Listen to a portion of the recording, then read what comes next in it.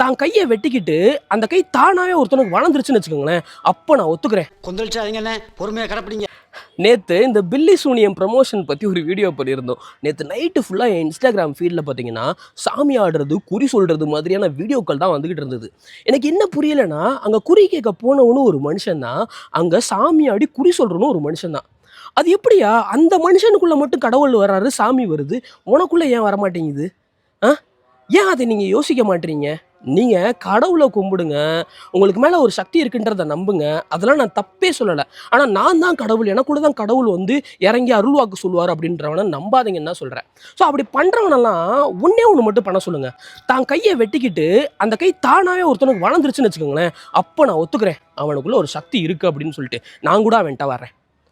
இங்கே மக்கள் தனக்கான பிரச்சனைக்கு தீர்வை வந்துட்டு, ஸோ நம்ம பிரச்சனைக்கு நம்மக்கிட்ட தான் தீர்வு இருக்குது அப்படின்றத வந்து நீங்கள் வந்து புரிஞ்சுக்கோங்க. அதுக்கு உடனடி தீர்வு வெளியே ஆட்டடா அந்த பிரச்சனைக்கு தீர்வு எடுக்கணும்னு ஓடுறீங்க பார்த்தீங்களா, அப்படி இருக்கவன் தான் அங்கே குறிக்க போகிறவனா இருக்கீங்க.